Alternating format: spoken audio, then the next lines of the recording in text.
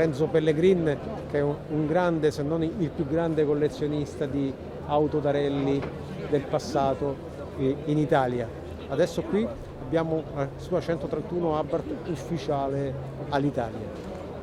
Bene, questa macchina qui era di proprietà della Scuola Federale Rally di Vallelunga ed erano i colori rossi perché erano i colori sociali della scuola di rally, appunto. È stata scovata occasionalmente nel 1999 ed è stata poi riportata nei suoi colori originali. Originali voleva dire colore all'Italia perché la macchina comunque è nata olio Fiat e poi nel 77, 78, 79 è stata all'Italia e l'ho voluta portare nei colori suoi originali all'Italia proprio perché alla guida di Marco Allen ha ottenuto i più grandi successi mondiali, vincendo il Mille Laghi, il Rally del Portogallo e l'Acropolis. Poi negli anni 80 aveva cambiato anche livrea, ci ha corso anche Attilio Bettega, ha finito nell'80-81 credo con Vudafieri, con il Rally dell'Elba, vincendolo appunto nei colori col main sponsor della Pioneer. La macchina è del 77 e ha corso fino appunto tutto l'81.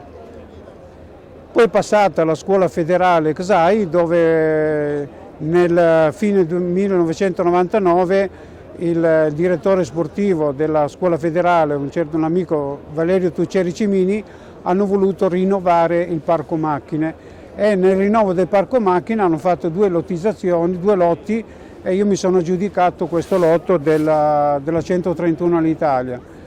La macchina molto bella da guidare alle alte velocità perché alle basse velocità chiaramente ha un po' del sentore del camionista per capirsi, perché è dura, non ha l'idroguida, non ha tutti gli asservimenti che hanno le auto moderne di oggi, quindi ci vuole un pochettino di muscolatura per portarla.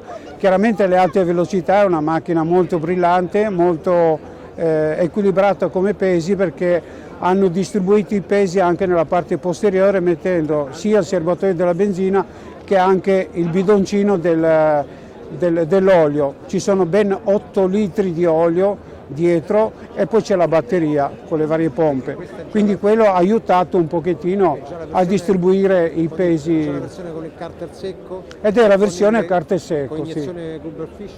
Sì, esatto, questo è un motore 16 valvole, carter secco perché appunto ha tutta la parte dell'olio nella parte posteriore. Era un motore molto preparato e sviluppava allora 230 cavalli veri, perché allora c'erano questi cavalli qui. Monta dei cerchi da 8, canale dell'8 anteriori e da 10 i posteriori.